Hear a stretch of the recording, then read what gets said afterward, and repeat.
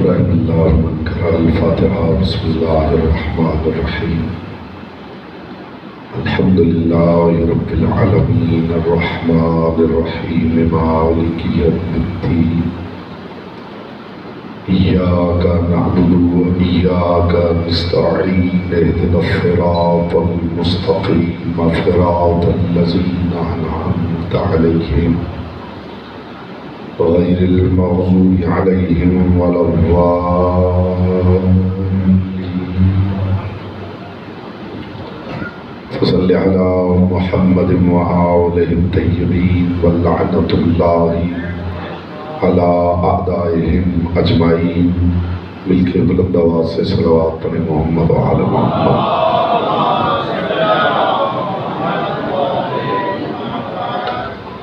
بانی مجالس پیر سید اعجاز قاسمی صاحب توفیقات عزت معرفت رزق کے اضافے کے لیے ایک مرتبہ بلند آواز سے صلوات پڑھیں.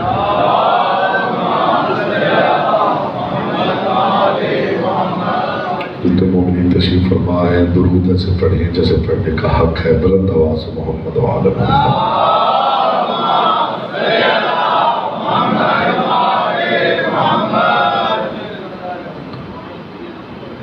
اعوذ باللہ من الشیطان الرجیم. بسم اللہ الرحمن الرحیم. الحمد للہ الذی جعل محبت محمد نعیما دائما وحسنا قائما لأن اللہ أحبهم ثم خلقهم على أخلاقه وأدبهم بآدابه وتربية الخلق وإراستها من دابته ثم خلق الكون والمكان فخلق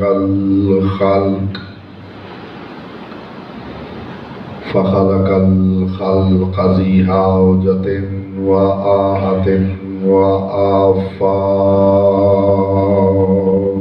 صلوات پر محمد وعلى محمد.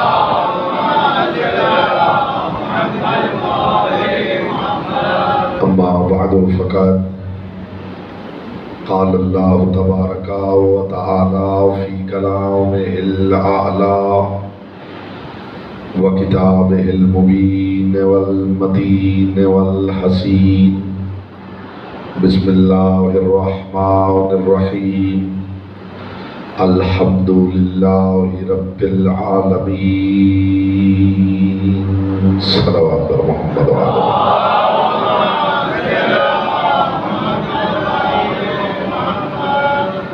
دعاؤں کی قبولیت کے لیے دل کی عطا گہرائیوں سے شان آل محمد بلند ترین صلوات پڑھیں.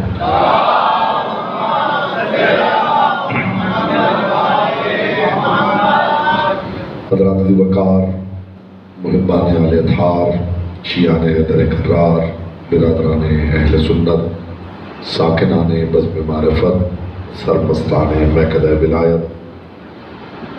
تفسیر سورہ حمد کے موضوع کے ذیل میں میں مسلسل بقدر ظرف بقدر معرفت معروضات آپ کی مقدس اور لطیف سماعتوں کی بارگاہ میں ہدیہ کر رہا ہوں. وہ سورہ جسے ام الکتاب کہا گیا ہے، وہ سورہ جسے قرآن کا افتتاح کہا گیا ہے، وہ سورہ جسے پروردگار نے اپنے قرآن کے برابر تولا ہے،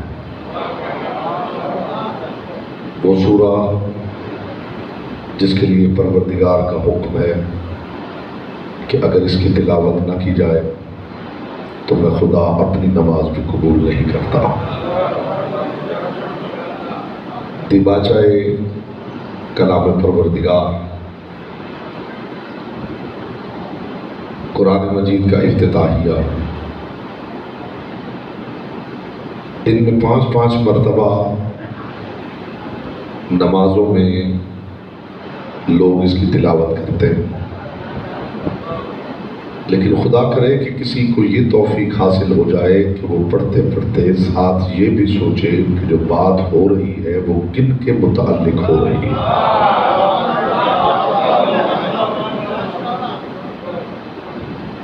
بسم اللہ الرحمن الرحیم، الحمدللہ رب العالمین۔ ایک انتہائی اہم پیغام ہے اور 14 صدیوں کا عقدہ ہے جسے ابتدا میں گشا کر رہا ہوں۔ الحمدللہ رب العالمین،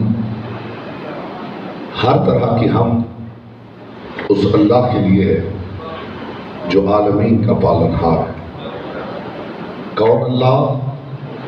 الرحمن الرحیم، جو رحمان بھی ہے جو رحیم بھی ہے۔ خدا کو رحمان اور رحیم کہنے والے بہت ہیں، لیکن رحمان اور رحیم کا فرق سمجھنے والے بہت کم ہیں۔ جب آپ ترجمہ پڑھیں گے تو رحمان کے نیچے بھی لکھا ہوا ہوگا رحم کرنے والا، رحیم کے نیچے بھی لکھا ہوا ہوگا رحم کرنے والا۔ تو جب دونوں کے معنی ایک ہیں تو لفظ دو کیوں ہیں؟ دو لفظوں کی موجودگی اس بات کی دلیل ہے کہ رحمان الگ معنی رکھتا ہے، رحیم الگ معنی رکھتا ہے۔ تو وہ معنی پیش کر رہا ہوں۔ صاحبان بزم معرفت معصوم سے پوچھا گیا، مولا پروردگار رحمان بھی ہے رحیم بھی ہے، تو رحمان بھی رحم کی وجہ سے، رحیم بھی رحم کی وجہ سے، تو مولا فرق کیا ہے؟ امام نے فرمایا دنیا میں رحمان ہے، آخرت میں رحیم ہے۔ دنیا میں اپنے بیگانے سب پہ رحم کرتا ہے، آخرت میں صرف علی والے پہ رحم کرے گا۔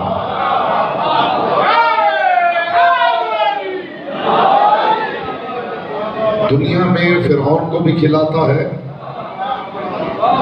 موسیٰ کو بھی عطا کرتا ہے۔ دنیا میں ابراہیم کو بھی کھلاتا ہے، نمرود کا رزق بھی بند نہیں ہے۔ دنیا میں اپنے کو بھی کھلاتا ہے، غیر کو بھی کھلاتا ہے، لیکن آخرت میں سب پہ رحم نہیں کرے گا۔ آخرت کے رحم کے معیار کا نام علی ہے۔ متوجہ؟ بہت سے لوگ پریشان ہو جاتے ہیں اور یہ سوال کرتے ہیں، اور میں بالخصوص جو نوجوان ہیں، جو بچے ہیں ہمارے، ان کے لیے پیغام دینا چاہتا ہوں، اور آج میں بہت جلد آپ کی فکر کو بہت دور لے کر جانا چاہتا ہوں۔ بس چہروں سے حیرت دور ہو جائے اور چہروں میں نور مودت پھیل جائے۔ لوگ پوچھتے ہیں کہ آپ ممبروں سے بیان کرتے ہیں کہ خدا علی والوں کے گناہ معاف کر دے گا۔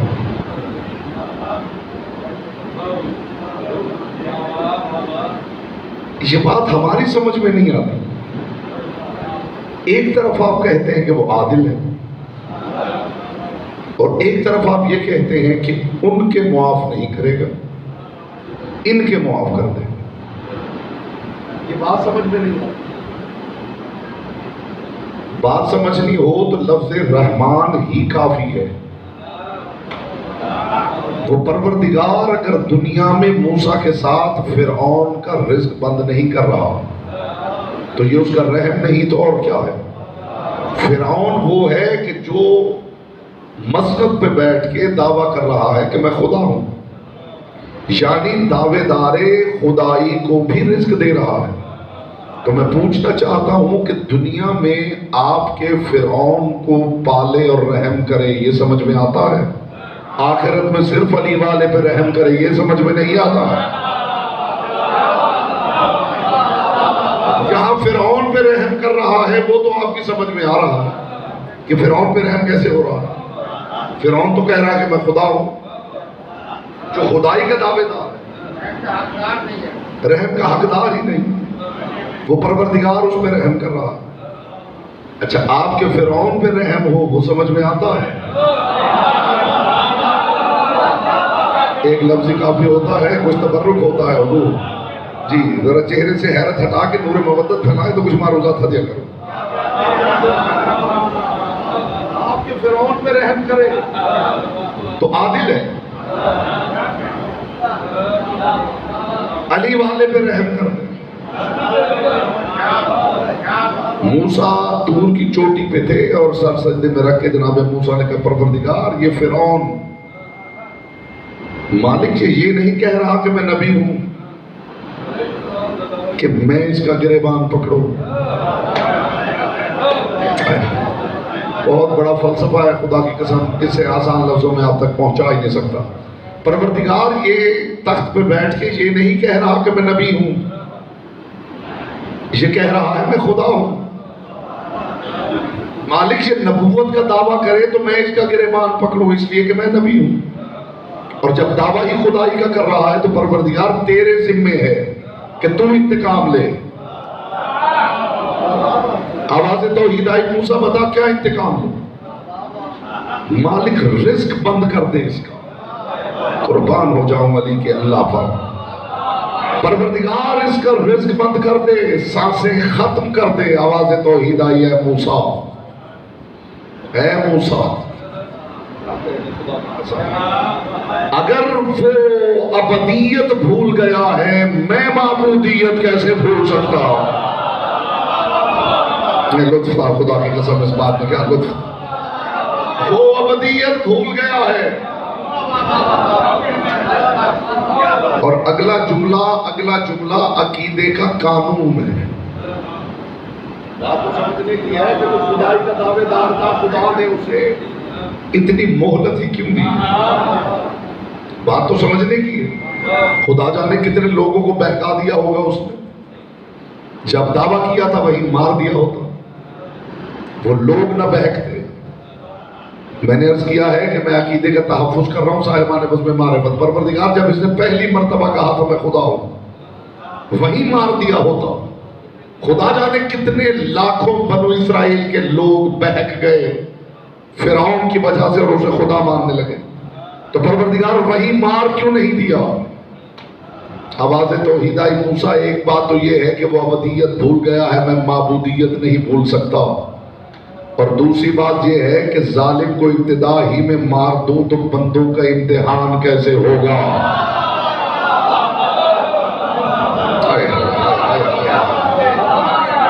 اب اگر ظالم کی لمبی زندگی نظر آ رہی ہو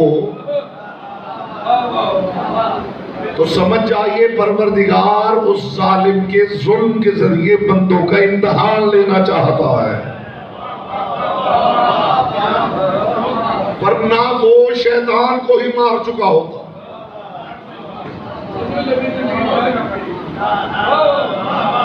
اگر ظلم ہی نہیں ہوگا تو بندوں کا امتحان کیسے ہوگا؟ ظالم کا ظلم یہاں کیسے ہوگا؟ سرکار حسن مجتبیٰ علیہ السلام سے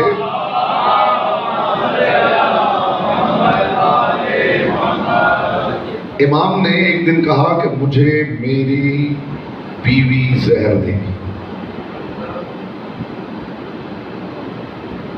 اس نے فرزند رسول جب آپ جانتے ہیں، ہائے ہائے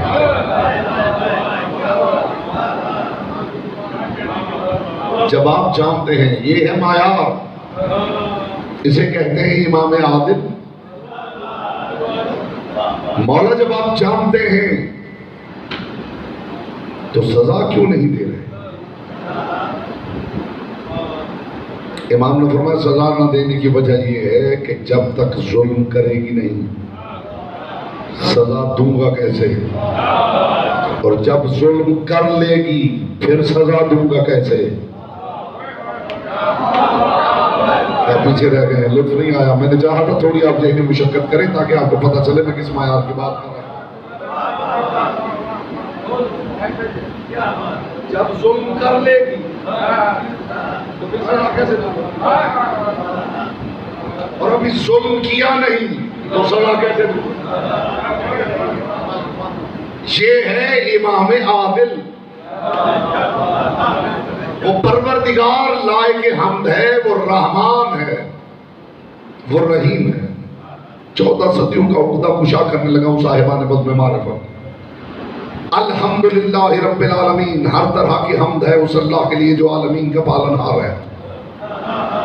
अर्रहमान रहीम, वो रहमान है वो रहीम है। ये कौन कह रहा है जी? बोलिए, कौन कह रहा है? अल्लाह। अल्लाह कह रहा है हर तरह की हम्द है अल्लाह के लिए जो आलमीन का पालनहार है। वो रहमान है वो रहीम है। मालिक यौमिद्दीन, वो दीन के दिन का मालिक है। ये सब अल्लाह कह रहा है। अगली आयत पढ़ूंगा फिर कहिएगा अल्लाह कह रहा है। इय्याका नअबुदु व इय्याका नस्तईन। आपकी खामोशी पे कलाम कुर्बान करूंगा। इय्याका नअबुदु व इय्याका नस्तईन। हम तेरी ही इबादत करते हैं।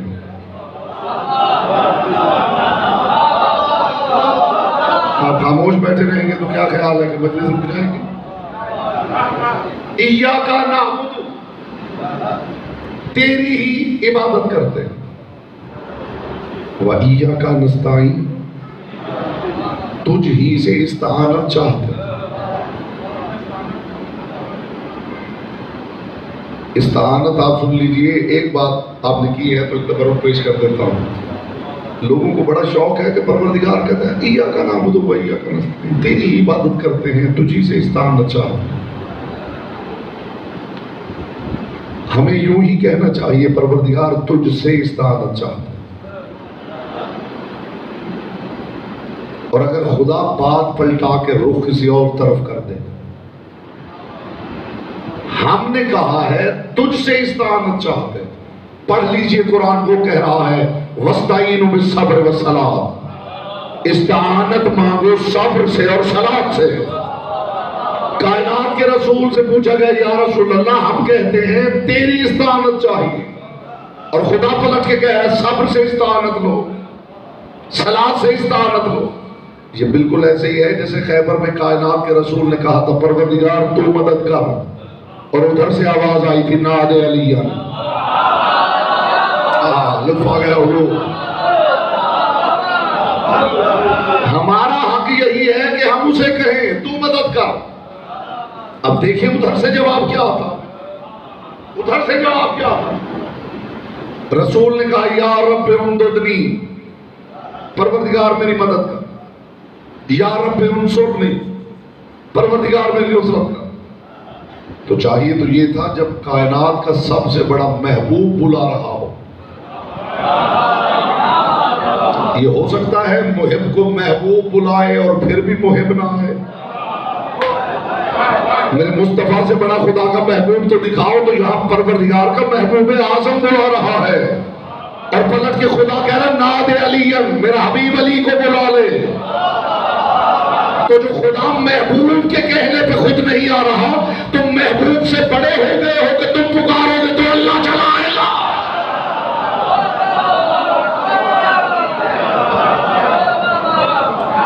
ऐ मेरे महबूब अली को बुला,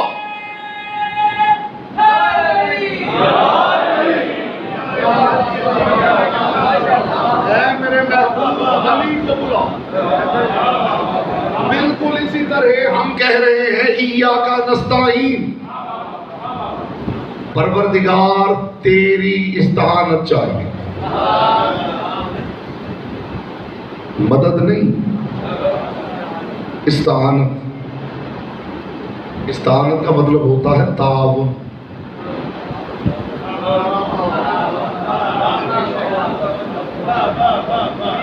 इस्ताअनत का मतलब होता है ताउन। तावनु अलल बिर्र व तक़वा, नेकी में एक दूसरे के साथ ताउन किया करो। जिक्र हुसैन इब्न अली हो रहा है, फलां ने भी ताउन किया है, फलां ने भी ताउन किया है, फलां ने भी ताउन किया है। जो ताउन होता है ये इबादत में हिस्सा डालना होता है। बात हो गई जी। आप सलामत रहे, मालिक आपको लंबी जिंदगी अता करे।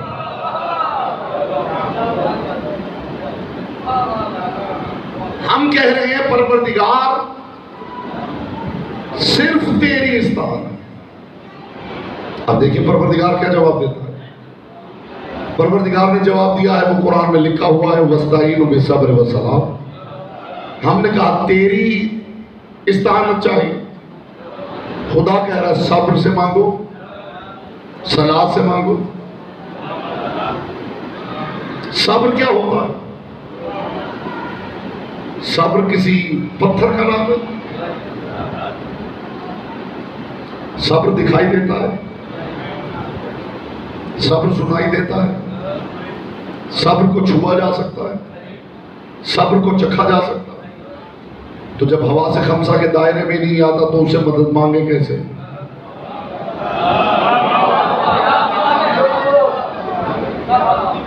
حضور اگر خدا کہتا کہ مسجد سے مدد مانگو تو بات سمجھ میں آتی کہ مسجد کے دروازے پہ کھڑے ہو جاتے مسجد مدد کر۔ خدا کہہ رہے نماز سے مدد مانگو۔ تو یا تو آج کے بعد صبر اور صلاۃ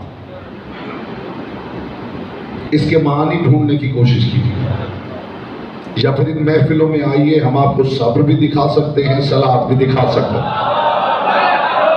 صادقوں کی حویلی کے صادق امام سے پوچھا گیا مولا یہ صبر کیا ہے، صلاۃ کیا ہے؟ امام نے فرمایا الصبر رسول اللہ والصلاۃ امیر المومنین۔ قرآن میں صبر محمد کا نام ہے، صلاۃ علی کا نام ہے۔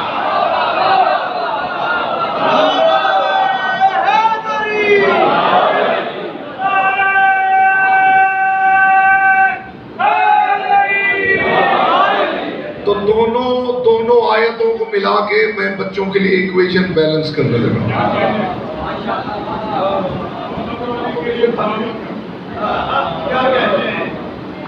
دونوں آیتوں کو ملا کے بچوں کے لیے ایکویشن بیلنس کرنے لگا۔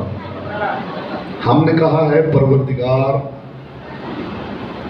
تو استعانت کر،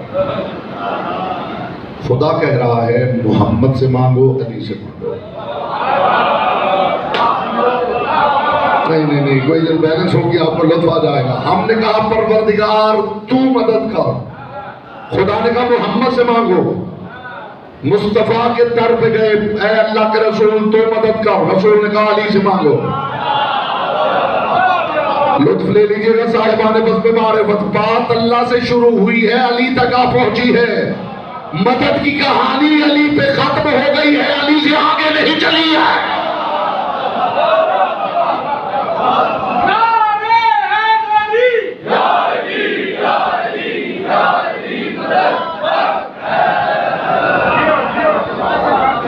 میں اپنے معزز محترم عارفین سامعین سے پوچھنا چاہتا ہوں،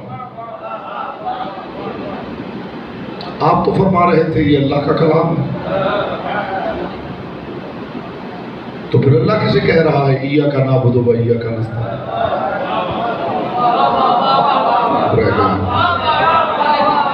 آپ کی خاموشی پہ کلام قربان کرو میرے بھائی۔ بیٹا آپ مجلس دیکھنے آئے ہیں کہ مجلس سننے آئے ہیں؟ مجلس سننے آئے ہیں؟ میرے بچے مجلس ادھر ہے، آ جاؤ آ جاؤ آج میرا بیٹا آپ کے لیے بات کر رہا ہوں، سنیں آپ کے لیے بات کر رہا ہوں۔ آج ہمت کر لیے ہمت تو بیٹا تھوڑی سی اور ہمت۔ میرے بچے مومنوں کے ساتھ مل کے بیٹھا کریں، یہ تہذیب مجلس ہے۔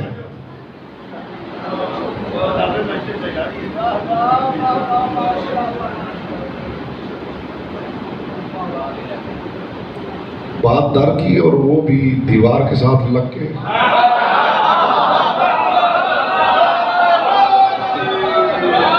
مخدوم آپ کو سلامت رکھے۔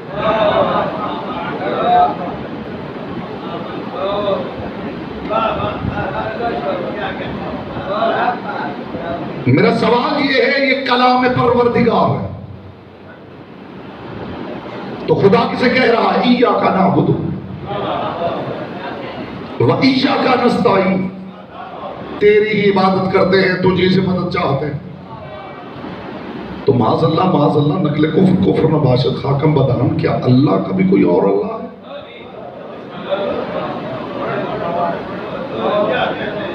میں سامنے کی بات کر رہا ہوں، پروردگار کا کلام ہے، وہ کہہ رہا ہے ایاک نعبد و ایاک نستعین. اور آگے دیکھیے کمال بالا ہے کمال. آپ فرما رہے تھے اللہ کا کلام ہے اور اللہ کہہ رہا ہے اہدنا الصراط المستقیم. اب ترجمہ کرو نا کہ ہمیں صراط مستقیم کی ہدایت کر. جس بندے نے ایسا خدا مان لیا ہو جو خود ہدایت یافتہ نہ ہو، بولیے اس کا حال کیا ہوگا؟ جواب کیا ہے اس بات کا؟ کچھ سامعین متوجہ ہیں اور کچھ حیران ہیں اور کچھ ششدر ہیں اور کچھ پریشان ہیں. ایک جملے میں ساری پریشانی رفع کرنے لگا ہوں اور تاریخی جملہ ہدیہ کر رہا ہوں اور 14 صدیوں کا عقدہ کشا کرنے لگا ہوں پوری ذمہ داری کے ساتھ. کلام اللہ کا ہے، لیکن جو کلام ہے وہ ذات واجب پہ جج نہیں رہا.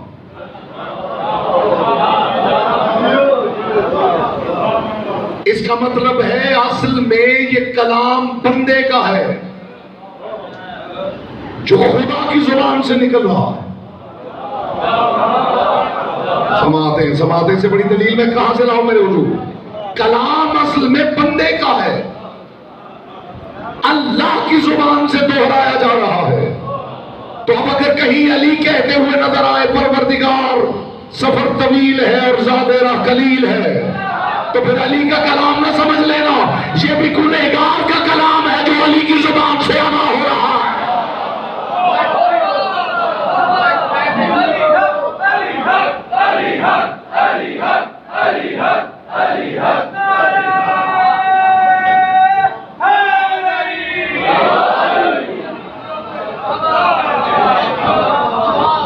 پروردگار معاف کر دے، گنہگار ہیں. پروردگار ذات راہ قلیل ہے اور سفر بڑا طویل ہے. پروردگار کیا کریں گے؟ لوگوں کو دعائے کمیل سمجھ میں نہیں آ رہی. دعائے کمیل سمجھنے کے لیے سورہ حمد سمجھنا ضروری ہے. یہاں بھی بندے کی بات خدا کر رہا ہے اور جہاں بندے کی بات لسان اللہ کر رہا ہے.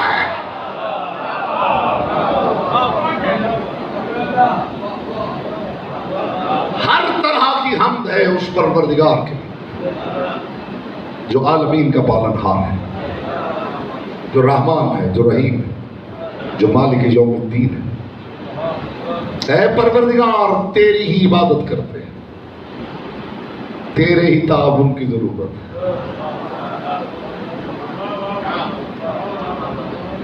آپ جیسے کہتے ہیں پروردگار تیرے تعاون کی ضرورت ہے، ادھر سے آواز آتی ہے تمہارے تعاون کے لیے محمد بھی ہیں، علی بھی موجود ہے.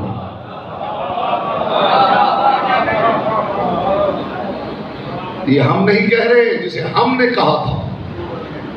جو اب تک خاموش بیٹھے ہیں میں ان کے چہرے دیکھ رہا ہوں، میں اس جملے پہ دیکھوں گا زبانیں ان کے اختیار میں ہیں یا لسان اللہ کے اختیار میں. آپ اس معاملے کو سمجھ جائیں تو پورا دین سمجھ میں آ جائے کہ ہماری ذمہ داری ہے اس کی طرف رجوع کرنا، اور صرف رجوع کر کے خاموش نہیں ہو جانا، انتظار کرنا ہے کہ جواب میں وہ کیا کہتا ہے.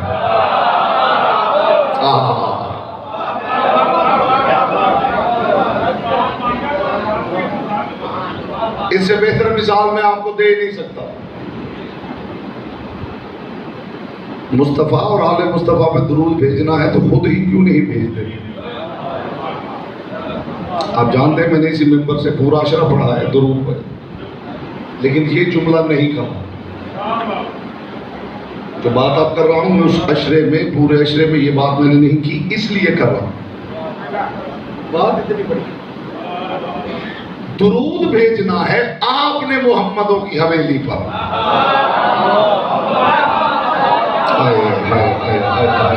جی بیٹا آپ سلامت رہیں. اتنی دیر میں بیٹا سیکھا جا سکتا ہے کہ مجلس کیسے سنتے ہیں. درود آپ نے بھیجنا ہے محمدوں کی حویلی پر.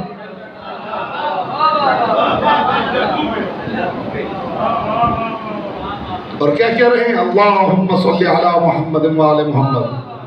پروردگار تو بھیج دے.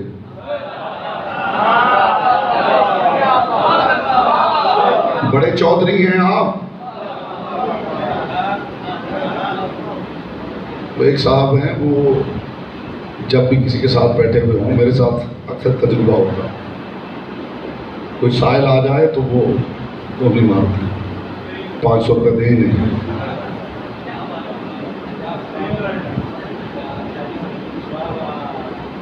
تو وہ ہم نے کبھی بات تو نہیں کی، لیکن اکثر مزاح کے رنگ میں میں کہہ دیتا ہوں کہ آپ سائل ہے، اگر آپ کا دینے کو جی چاہ رہا تو جو آپ دے سکتے ہیں وہ دیجیے۔ یہ دوسرے کو کہنے کا مطلب کیسے 100 روپے دو؟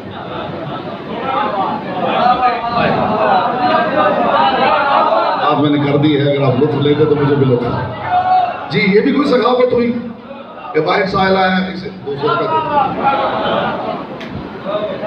تو بھئی آپ کیا کر رہے ہیں؟ اگر آپ اتنے ہی بڑے ہیں کہ آپ کے گھر میں رحمت کا خزانہ ہے اور محمدوں کے گھر تحفہ بھیجنا چاہتے ہیں تو خود کیوں نہیں بھیجتے؟ خدا سے کیوں کہہ رہے ہیں؟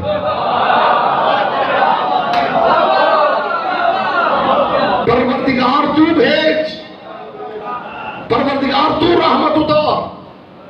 کمال دیکھیے، جو میں نے کہا، میں نے جملہ عشرے میں نہیں کہا، وہ ہدیہ کر رہا ہوں، لطف آ جائے گا آپ کو اگر میری بات پہنچ گئی۔ کمال یہ ہے کہ یہ کام صرف آپ نہیں کر رہے، آدم نے بھی درود بھیجنا ہو تو یوں ہی کہتا ہے۔ یہ بات تھی حضور۔ ابراہیم نے بھی محمدوں پہ درود بھیجنا ہو تو ابراہیم کو بھی یہی کہنا پڑتا ہے، اللہم پروردگار تو ان پہ درود بھیج۔ نوح نے درود بھیجنا ہو تو نوح میں بھی ہمت نہیں کہ براہ راست بھیج دے، نوح کے پاس بھی یہی طریقہ ہے، اللہم صلی علی، پروردگار تو ان پہ درود بھیج۔ موسیٰ درود بھیجے تو بھی خدا ہی کے ذریعے، عیسیٰ کا جی چاہے درود بھیجنے کو تو وہ بھی خدا ہی سے کہتا ہے تو بھیج دے۔ تو راز عیاں ہو گیا ہے صاحبان بزم معرفت، امتی سے لے کے نبی تک درود بھیجنے میں اگر خدا ہی سے کہہ رہا ہے تو اس کا مطلب یہ ہے ان پر درود بھیجنا اتنا بڑا کام ہے جسے کرنے کے لیے خدا ہونا ضروری ہے۔ جی یہ بات تھی۔ حیدر یہاں سے کہتے ہیں بھائی،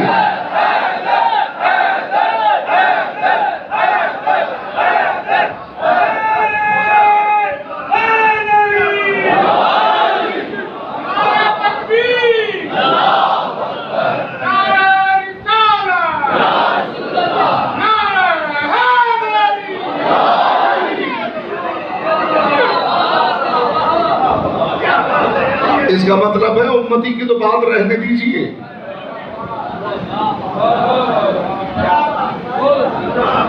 موسیٰ جیسے نبی کا بھی جی چاہے درود بھیجنے کو تو موسیٰ کی بھی ہمت نہیں ہے کہ خود بھیج دے،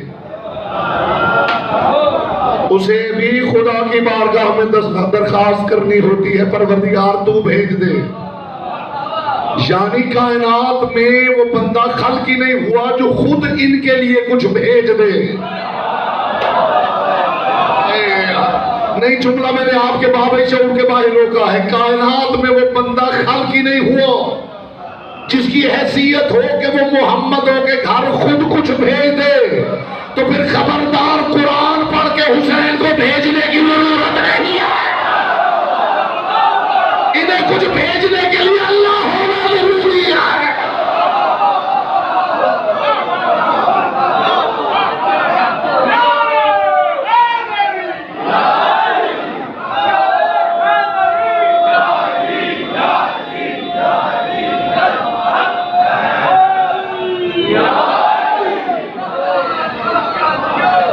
معاملات کچھ ہیں اور سمجھائے کچھ گئے ہیں، معاملات کچھ ہیں سمجھائے کچھ گئے۔ یہ جو ہر کوئی خدا ہی سے کہہ رہا ہے تو مان لیجئے۔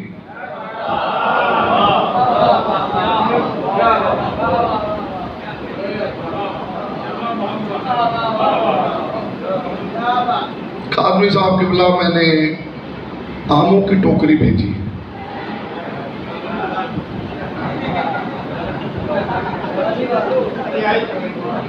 اس کا مطلب کیا ہے؟ اس کا مطلب ہے کہ آم میرے پاس ہیں جنہیں بھیج رہا ہوں، ان کے پاس نہیں.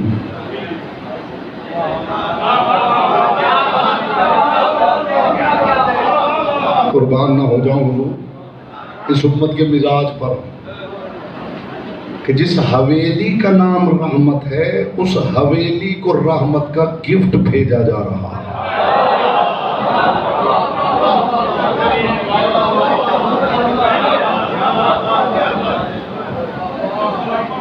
شاہ جی معاملات مختلف ہیں اور پہنچائے گئے ہیں اور انداز سے،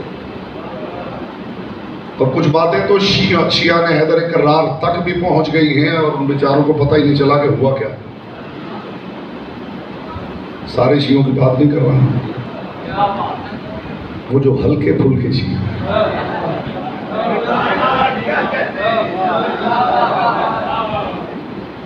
بچے سمجھ گئے ہیں ہلکے پھلکے شیعہ سے مراد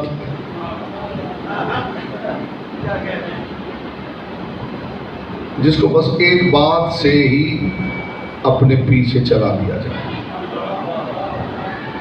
ہوا چلی تو ادھر اور ہوا چلی تو ادھر. میں ان ہلکے پھلکے شیعوں کی بات کر رہا ہوں. اگر کوئی علی والا ہے، اگر واقعاً کوئی علی والا ہے تو وہ یہ بات یاد رکھے کہ اس گروہ سے دائیں بائیں نکلنے کا نام تطہیر ہے. وہ نکلتا ہے تو اصل میں باقی رہ جانے والے گروہ کو قائم کے لیے پاک کیا جا رہا ہوتا ہے.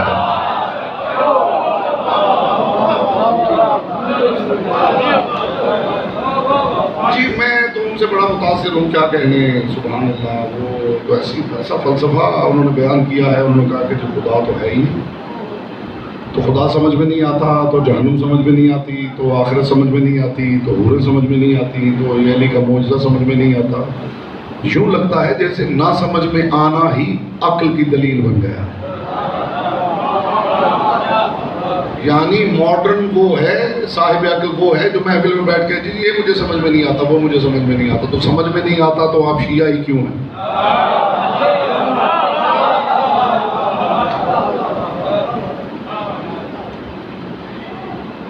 جناب امیر المومنین کو کائنات کے رسول نے کہا تھا کہ یہ مولا ہے،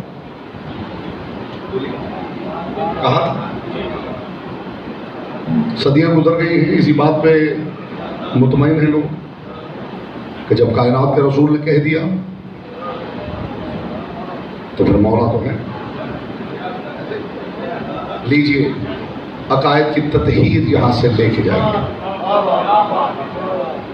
میں پوچھنا چاہتا ہوں کہ اگر خم غدیر میں رسول نہ کہتے کہ علی مولا ہے،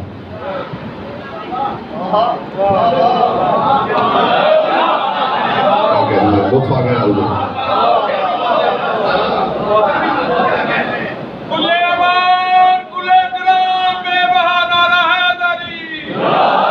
استقبال میں آپ فضائے لاہوتی میں اڑ بھی جائیں گے تو آپ کو حق سماعت آپ کو محسوس ہوگا کہ ہم سے ادا نہیں ہو سکا. آپ کے سامنے مینار نور کھڑا کرنے لگا ہوں ہدایت. میرا سوال یہ ہے اگر خم غدیر میں رسول اعلان نہ کرتے پھر کیا ہو؟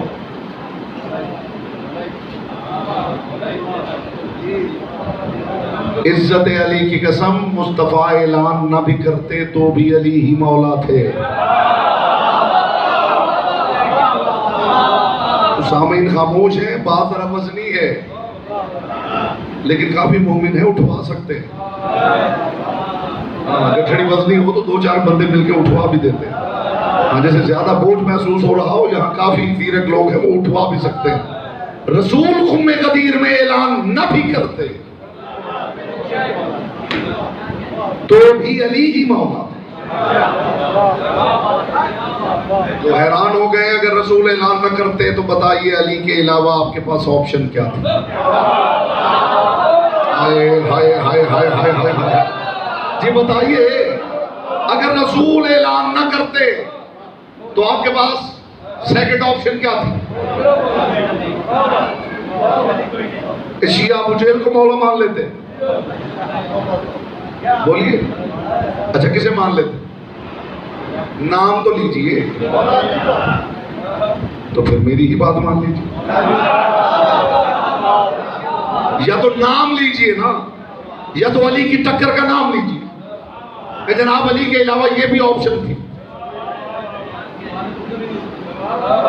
تو جب علی کے علاوہ آپشن ہی نہیں، میں نے کہا تھا استقبال میں فضائلہ ہوتی میں اڑ بھی جائے تو حق کے سماعت ادا نہ ہو، جب علی کے علاوہ آپشن ہی نہیں تو پھر یہ نہ سمجھیے کہ اعلان کی وجہ سے مولا ہے۔ علی کا ذاتی سٹیٹس ایسا ہے کہ علی ہی مولا ہے۔ خدا نے سجدہ آدم کا حکم ابلیس کو بھی دیا ہے، فرشتوں کو بھی، اور حکم دیا ہے تو خدا جانتا تھا کہ فرشتے کریں گے، ابلیس نہیں کرے گا۔ خدا نے سجدہ آدم کا حکم فرشتوں کی وجہ سے نہیں دیا، ابلیس کے چہرے سے نقاب الٹنے کے لیے دیا ہے۔ اور خم قدیر میں علی کی مولائیت کا اعلان بھی مصطفیٰ نے تمہارے لیے نہیں کیا، منافقوں کے چہرے سے نقاب الٹنے کے لیے کیا ہے۔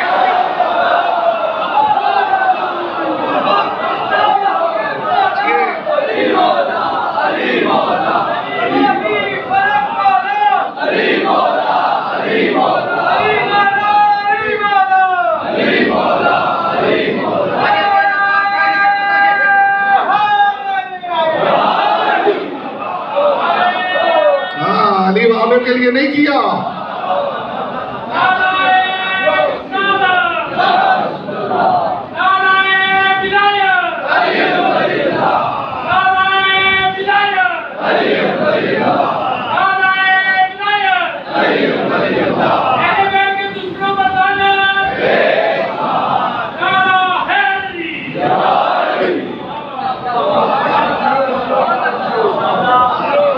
یہ رسول نے اعلان غدیر شیعوں کے لیے نہیں کیا۔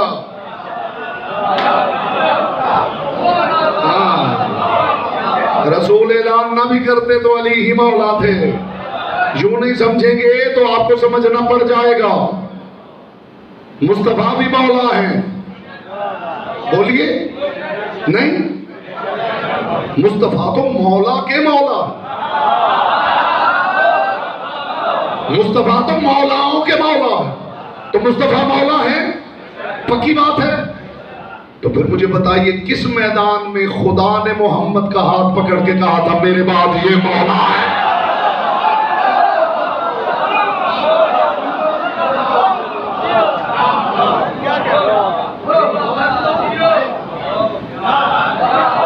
اعلان کی وجہ سے نہیں،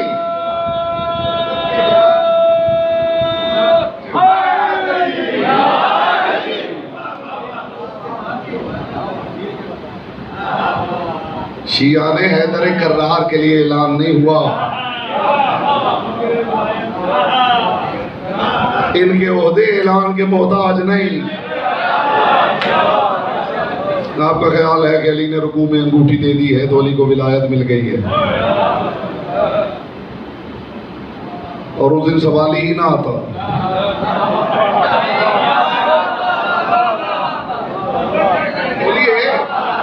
بولیے سوال ہی نہ آتا تو پھر ولی کوئی اور ہوتا۔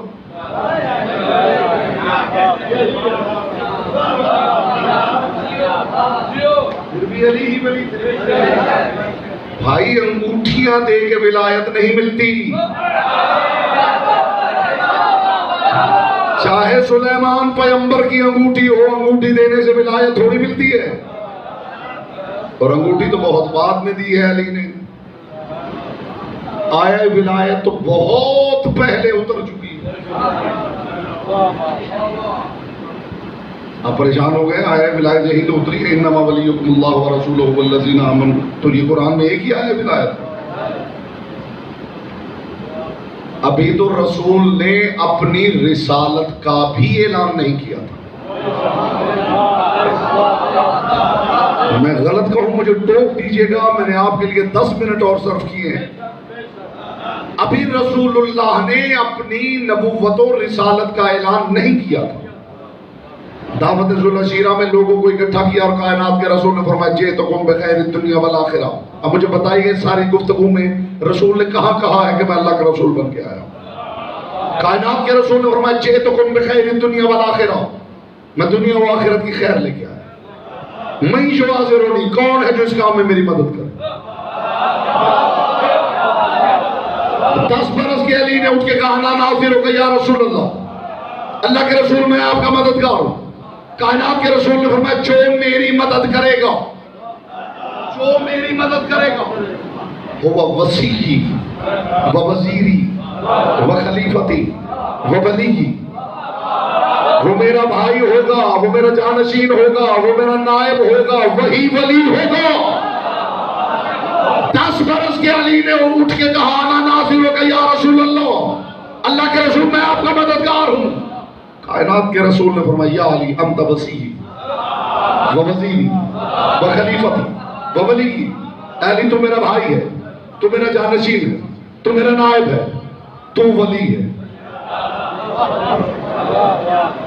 ابھی بیٹھنے والوں کو بلکہ ان کے فرشتوں کو بھی خبر نہیں کہ مصطفیٰ کیا کہنا چاہ رہے ہیں۔ رسول نے علی کی ولایت ان سے پہلے منوا رکھی ہے۔ غدیر تو بڑی بات کی کہانی ہے۔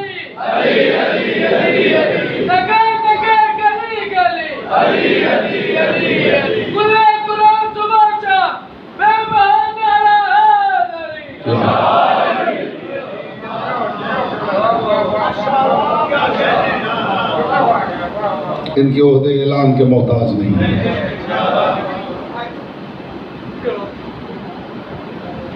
صاحب عہدہ ہوتے ہیں تو اعلان ہوتا ہے، اعلان کی وجہ سے عہدے نہیں ملتے۔ غدیر ولایت کی محتاج ہے، ولایت غدیر کی محتاج نہیں ہے۔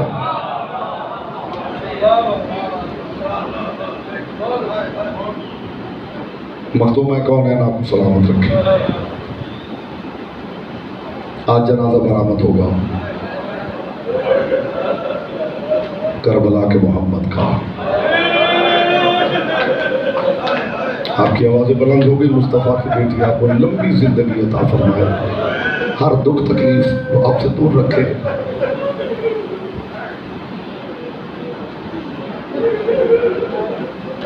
حسین ابن علی نے علی اکبر کو بھیجتے ہوئے ایک جملہ کہا تھا،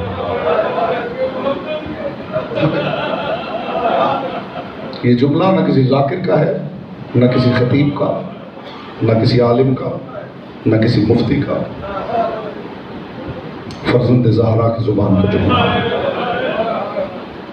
سر سے پاؤں تک رسول اللہ کا امامہ، رسول اللہ کی ابا، رسول اللہ کی نالین، رسول اللہ کی انگشتری، رسول اللہ کا عصا اکبر کے ہاتھ میں دیا حسین۔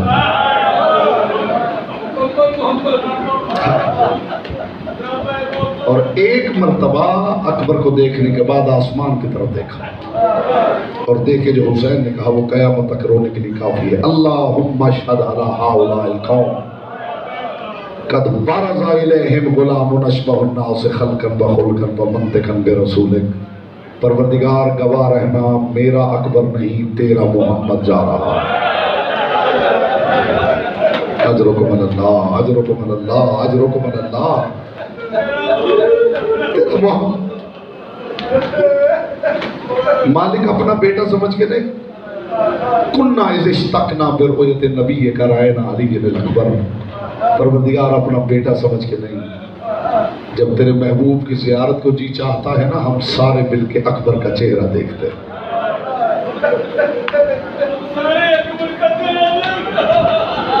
تاریخ نے لکھا ہے کہ علی اکبر کو وسط میں بٹھا لیتے تھے،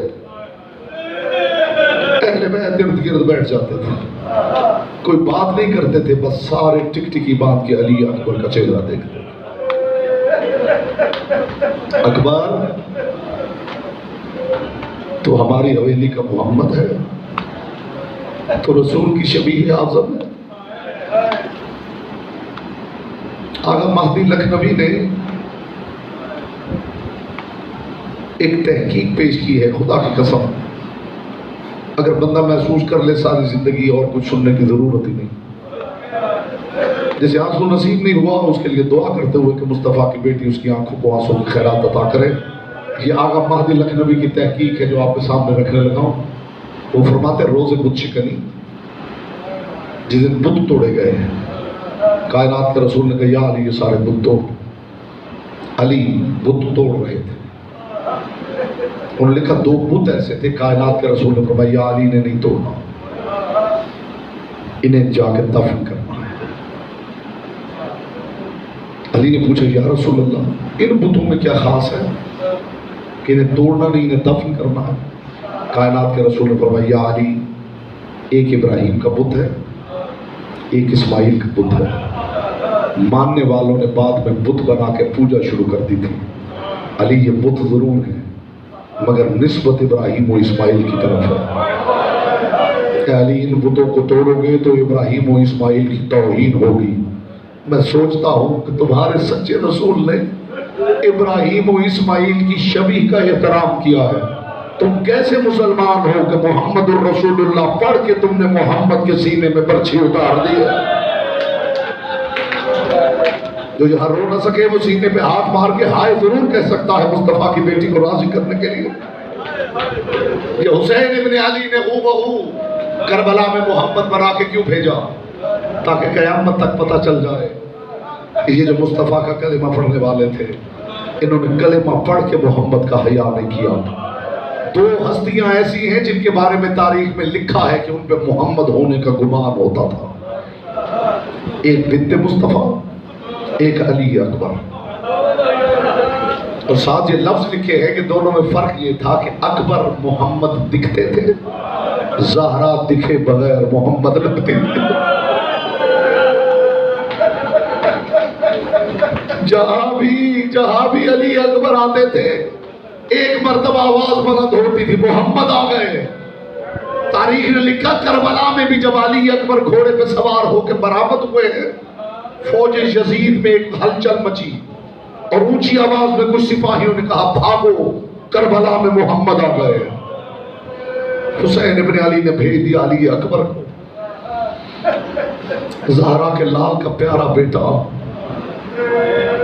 آپ ہمیشہ سنتے ہیں ذاکرین آپ کو بتاتے ہیں، علماء آپ کو بتاتے ہیں، خطباء بتاتے ہیں کہ کسی شہید کی شہادت پڑھی جائے آپ کی مرضی ہوتی ہے اب روئیں نہ روئیں، لیکن جب علی اکبر کی شہادت پڑھی جائے تو علماء متقدمین نے لکھا ہے کہ اکبر کی ماں لیلا ہر عزادار کو غور سے دیکھتی ہے اور جو رو نہ رہا ہو اور کچھ نہیں کہتی، بس اتنا کہتی کاش تو نے دیکھا ہوتا 18 پردوں میں کتنا حسین تھا، کاش تو نے دیکھا ہوتا میرا اکبر کتنا حسین تھا۔ حسین ابن علی کا محبوب، حسین ابن علی کا پیارا،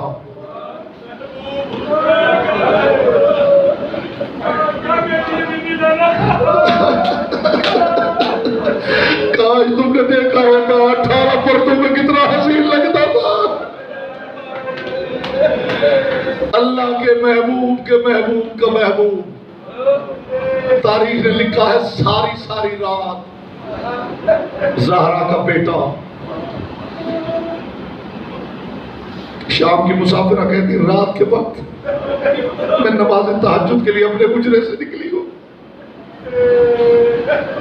میں نے دیکھا مجھے اکبر کے پلنگ پہ کوئی سایہ نظر آیا۔ بی بی فرماتی میں نے دیکھا کوئی اور نہیں تھا، میرا بھائی حسین اکبر کے پلنگ پہ حالت رکوع میں کھڑا تھا۔ بی بی فرماتی میں نے دیکھ کے کہا کون ہے اکبر کے پلنگ پہ حالت رکوع میں کھڑا ہونے والا؟ ہونٹوں پہ انگلی رکھ کے کہا زینب چپ کر جا، اکبر کی محبت مجھے سونے نہیں دیتی۔ زینب میں ساری رات کھڑا ہو کے اکبر کے چہرے کی زیارت، اجرکم اللہ اجرکم اللہ اجرکم اللہ۔ پاک سیدہ یہ آنسو اپنی بارگاہ میں قبول کریں۔ بس 2 جملے سن لیجئے، وقت بہت گزر گیا ہے، پھر جنازہ آ جائے، جی بھر کے ماتم کیجئے۔ میں صرف آپ کو آج کی گفتگو میں یہ بتانا چاہتا ہوں کہ اکبر کیسے مارا گیا ہے۔ خدا کرے میں آپ کو بتا سکوں اور آپ سن سکیں۔ آپ تک یہی بات پہنچی ہے کہ کربلا کے بن میں 18 برس کا اکبر حسین ابن علی سے جب اجازت لے کے گیا ہے، تاریخ درد لکھتی ہے زہرا کے لال نے کرسی چھوڑ دی، اور چھوڑ کے کہا اکبر تو نے جانا تو ہے، خدا کرے اس جملے پہ آپ توجہ کر لیں، اکبر تو نے جانا تو ہے، اکبر میں نے مرنا تو ہے، لیکن اکبر ذرا خیمے میں جا کے دیکھ، سارے خیمے خالی ہو گئے ہیں، ساری بیویاں تیرے خیمے میں اکٹھی ہو گئی، 64 بیویاں علی اکبر کے خیمے میں اکٹھی ہو گئی تھی۔ زہرا کے لال نے علی اکبر کو کلائی سے تھاما، لا کے علی اکبر کو وسط میں کھڑا کیا۔ اب ذہنوں میں منظر اترا تو پھر جتنا گریہ مصطفیٰ کی بیٹی چاہتی ہے وہ ہو جائے گا۔ درمیان میں علی اکبر کو کھڑا کر دیا حسین نے، 64 بیویوں کی نگاہیں اکبر کے چہرے پہ رکی ہوئی تھی کہ اچانک زہرا کے لال نے ایک نحیف سی آواز میں کہا شریکت الحسین بہن، نانا کے تبرکات والا صندوق کھول۔ کانپتے ہوئے ہاتھوں سے علی کی بیٹی نے صندوق کھولا، صندوق سے رسول اللہ کا صحاب نامی امامہ نکالا۔ حسین ابن علی نے امامہ ہاتھوں پہ رکھا، ہاتھوں پہ رکھنے کے بعد اب یہ منظر ذہنوں میں رہے، 64 بیویوں کی نگاہوں کا قبلہ ہے اکبر کا چہرہ۔ زہرا کے لال نے کہا اکبر ذرا سر جھکاؤ، علی اکبر نے سر جھکایا، حسین ابن علی نے امامہ باندھنا شروع کیا۔ حسین ابن علی امامہ باندھتے جاتے تھے اور قرآن پڑھتے جاتے تھے۔ ان اللہ اصطفیٰ آدم و نوحا وآل ابراہیم وآل عمران علی العالمین۔ اگلا جملہ ماتم کر کے سننا عزادارو۔ زہرا کے لال کے سامنے اکبر حالت رکوع میں جھکا ہوا تھا، حسین رسول کا امامہ باندھ رہے تھے اور آیتیں پڑھ رہے تھے، انما یرید اللہ لیذھب عنکم الرجس اہل البیت ویطہرکم تطہیرا۔ پھر زہرا کے لال نے اگلی آیت پڑھی، وَلَنَبْلُوَنَّکُم بِشَیْءٍ مِّنَ الْخَوْفِ وَالْجُوعِ وَنَقْصٍ مِّنَ الْأَمْوَالِ وَالْأَنفُسِ وَالثَّمَرَاتِ وَبَشِّرِ الصَّابِرِينَ الَّذِينَ إِذَا أَصَابَتْهُم مُّصِیبَةٌ